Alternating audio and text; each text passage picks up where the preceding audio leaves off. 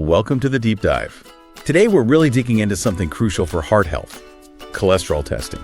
We're using a guide from Blood Test UK as our main source here. The goal, to pull out the stuff you can actually use to, keep your heart ticking along nicely. That's right. And why should you care about, just a blood test? It sounds simple, but knowing about the fats in your blood, the lipids, is super important. We're talking LDL, HDL, triglycerides, too much of the bad fat, the LDL. It can start clogging up your arteries, like pipes getting blocked. And that can lead to really serious things, heart disease, stroke.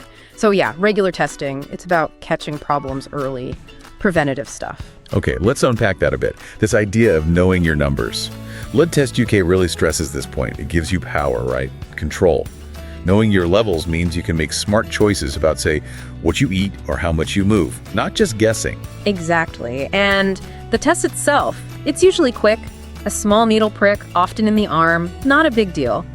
We look for that good fat HDL and the bad fat LDL. Generally, you want more HDL, less LDL, pretty straightforward.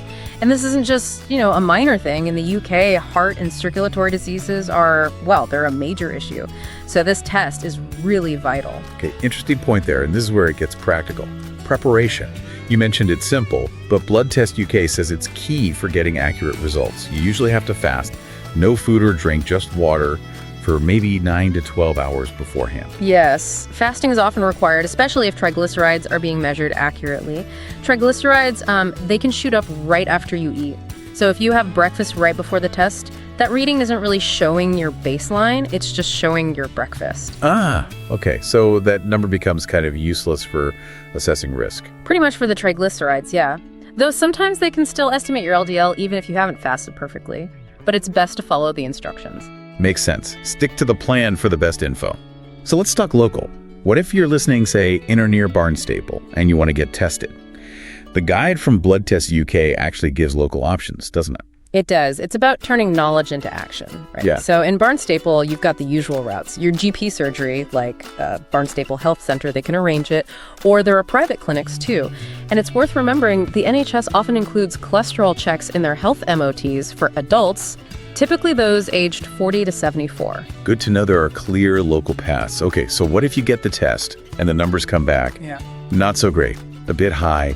What's the typical advice then? Well, the first line of defense is usually lifestyle changes. It's foundational, get more active, aim for about 150 minutes of, moderate activity a week, brisk walking, cycling, that sort of thing. Right, get the heart pumping. Exactly. And diet is huge. Think more fruits, vegetables, whole grains. And switching fats, less saturated fat, more of the good fats you find in things like olive oil or avocados. Simple sounding steps, but they can make a real difference to those numbers. A significant difference, yes. It's often surprising how much impact these changes can have. So looking at the bigger picture, what's the long-term payoff here? Consistency. That's the key. Blood Test UK mentions getting tested generally every 4 to 6 years for most adults. Maybe more often if your risk is higher or you're making changes, it helps you track things.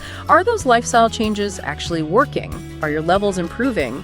It's about monitoring over time, which leads to much better health in the long run. Prevention, really. So the message is, Hey. be proactive. Yeah. Don't wait. Definitely talk to your doctor or healthcare provider. Figure out what testing schedule makes sense for you personally. Absolutely. And, the guide also touches on what happens if lifestyle isn't quite enough. Medicine has come a long way. They mention things like PCSK9 inhibitors. These are quite advanced treatments, injectable medicines that really help the liver clear out that bad LDL cholesterol much more effectively than older meds. Wow, that sounds like a major step forward.